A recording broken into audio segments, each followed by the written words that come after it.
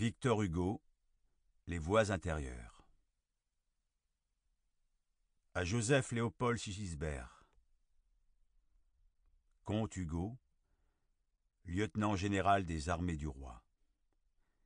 Né en 1774, volontaire en 1791, colonel en 1803, général de brigade en 1809, gouverneur de province en 1810, lieutenant général en 1825, mort en 1828.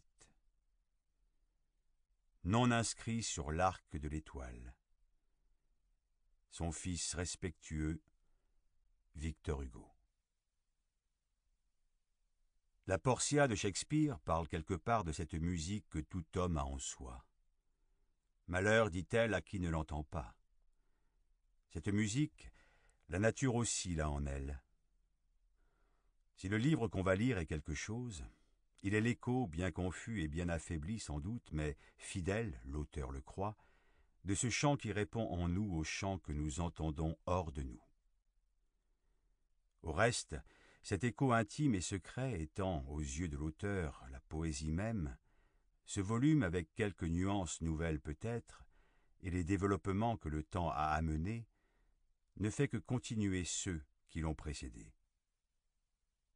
Ce qu'il contient, les autres le contenaient. À cette différence près que dans les orientales, par exemple, la fleur serait plus épanouie. Dans les voies intérieures, la goutte de rosée ou de pluie serait plus cachée.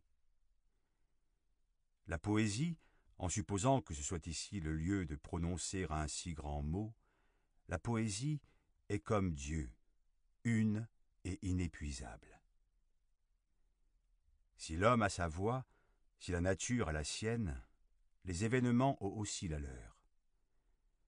L'auteur a toujours pensé que la mission du poète était de fondre dans un même groupe de chants cette triple parole qui renferme un triple enseignement.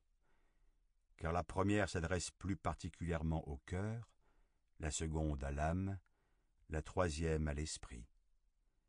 Tres radios. Et puis, dans l'époque où nous vivons, tout l'homme ne se retrouve-t-il pas là?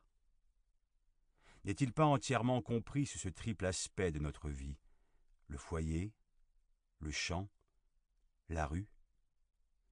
Le foyer qui est notre cœur même, le champ où la nature nous parle, la rue où tempête à travers les coups de fouet des parcs. Sample complete. Ready to continue?